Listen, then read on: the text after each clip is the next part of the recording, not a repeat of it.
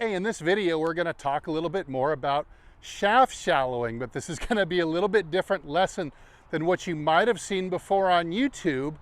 I think on all the other videos you might have watched, they might have been overlooking what I believe to be as kind of a mystery key.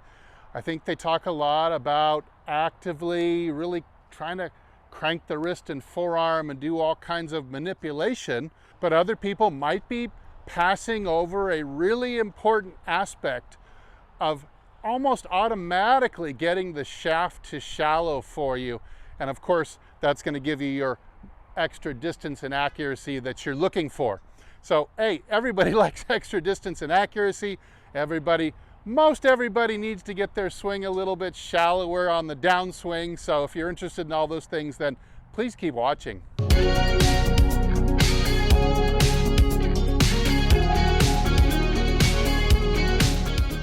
Hey, this is Steve with HitItLonger.com. Of course, you know, if you've watched the channel, I'm on a journey to hit it longer and straighter off the tee, but all the way through the bag from tee to green, because of course that's just what makes golf fun for me. If you agree, please join us, hit the subscribe button, like this video at the end if you got some benefit, and leave a comment down below. All right, so other videos I've covered some of the other ways to shallow the shaft. There's numerous different sources of shaft shallowing, and I'll give you a couple of the common examples. One thing is the creation of, or the enhancing of, a secondary tilt of the spine. So when we make a little bit of the lateral bump, the spine ends up tilted this way.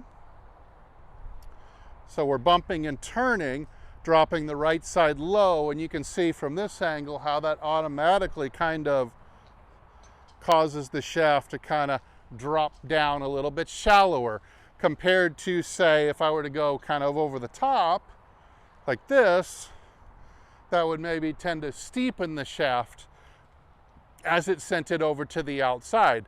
So secondary tilt is one way, and of course we've also talked about spinning the pizza box. So if you remember the videos I've done on the pizza box, and we're talking about forearm and humerus bone action, just like this, just like you get ready to toss a ball submarine style this way.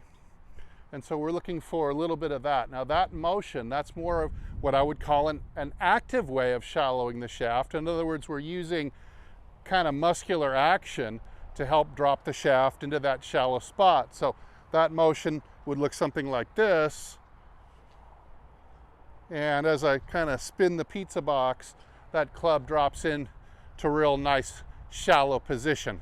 But now let's talk about one that's more what I call the mystery key, because this is not so obvious. It's more of a passive way to shallow the club.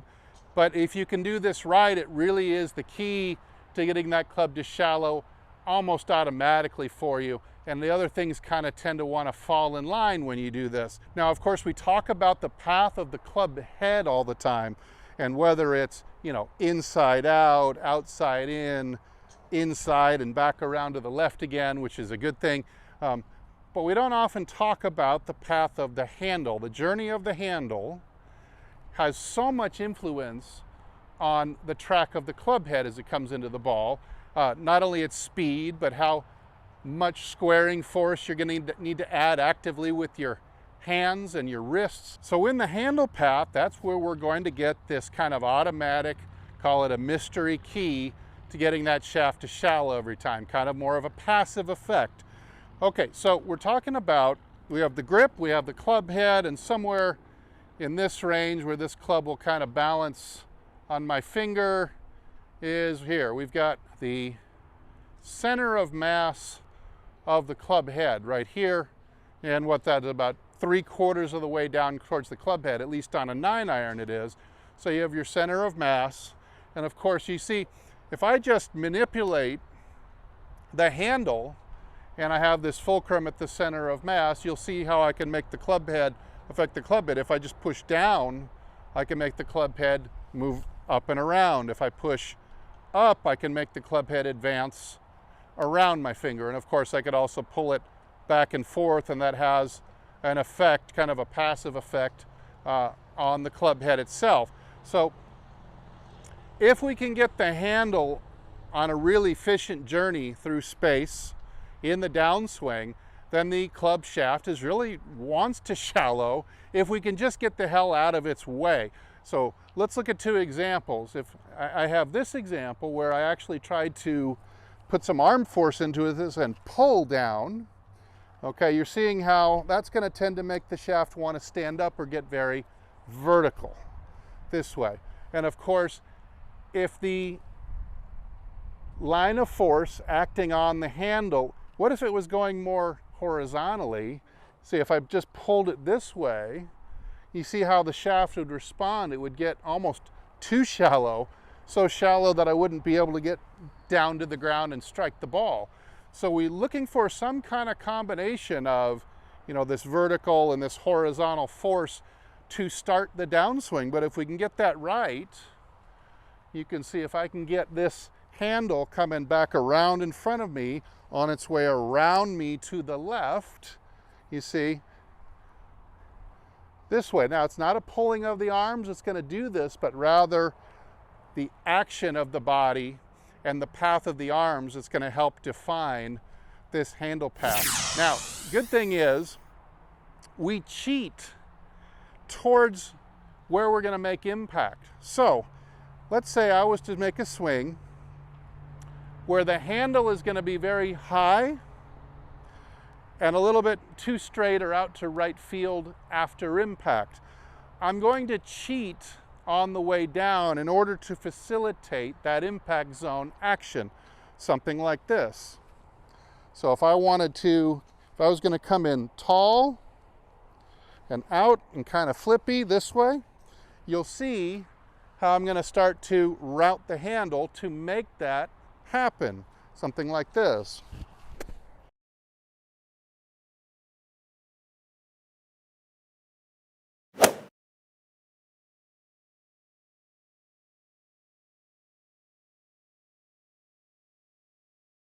We look back at the slow-mo of those, you'll be able to see that the force acting on the handle is too vertical.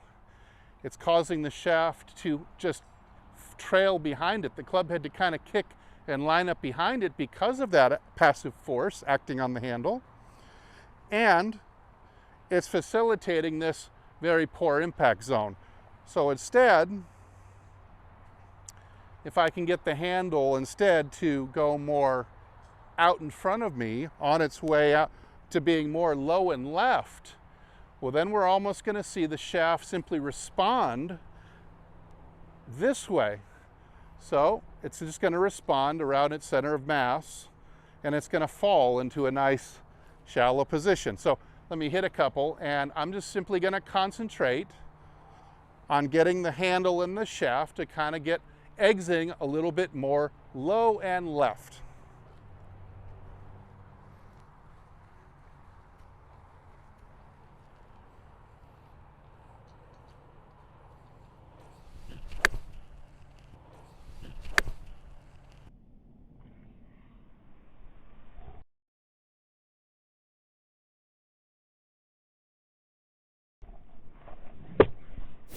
So as we look at that swing in slow motion, you could see how just my intention of swinging more low left with the handle after impact caused me, I needed to facilitate that. I'm not going to get here from here. Going from here and then around again would be like almost like trying to reproduce a Charles Barkley kind of swing. It just wouldn't be very natural feeling at all. So instead, I'm going to this move right here. And that just passively, as the handle just follows my body, and my arms follow the turn of my body, gets routing in the right direction, well, the shaft kind of just wants to fall.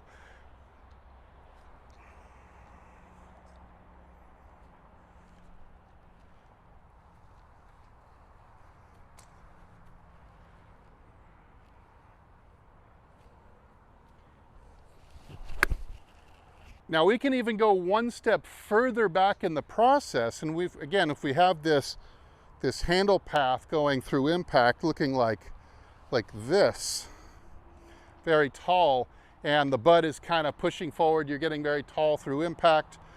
It's a really safe bet that your club is also probably crossing the line at the top and pointing too far to the right as well. It's a very common, it's taking it even one step further. Generally, people are going to go from here to here a lot of times. So they go here and then they'll go down here in their effort to get to that impact zone. So again, learning how the handle path needs to operate out and down and around this way is going to have a real major effect on getting that club to kind of fall in line, just responding to the natural arc of the handle. Now here I've set up for a drill in order for me to work on getting the handle to move a little bit more low left or arc around my body. I've pulled out a shaft, put a head cover on it. It's sitting about 6 to 8 inches off of my elbow. Can do this and just hit some soft shots to get the feel for it.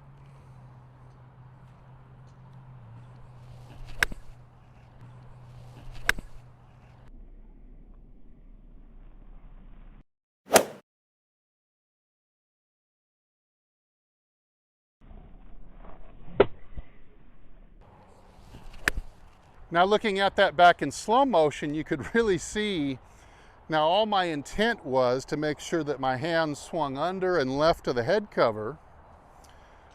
Well, meanwhile, you were seeing the effect, the passive effect of that handle path way back here. I was already starting to create that handle path well early in order to make it kind of naturally want to circle around this arc.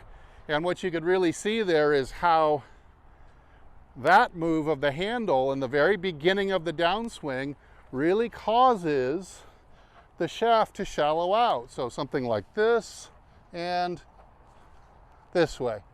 You see, if the handle just moves out more, the club shaft will really fall into a shallow position. All right, so hopefully this cleared up a little bit of the mystery involved in shallowing the shaft. That shallowing the shaft comes from a few different sources, but it's not simply this active manipulation to try to kind of, you know, crank the club down all by itself. In fact, some of the forces that are acting on the shaft and the head of the club will almost try to pull you into the pizza box spin or this effect, this sidearm throw, if you stay soft enough. So I can't reiterate that enough, is that an active pulling down arms is going to kind of tend to wreck that natural flow of the club wanting to drop. So we really want to have the arms, you know, just to relax and go with the flow of the body instead of trying to actively pull down into the ball. All right, this is feeling pretty good. I'm hitting them really right on target with this exercise, and I really like what I'm seeing in the slow-mos. So I'm going to go back and hit a few more, but thanks so much for watching. Thanks to Golf Development Complex in Moore Park, California. Again, another beautiful day. And if I don't see you in the next video, I hope I see you longer and straighter down the fairway. Take good care.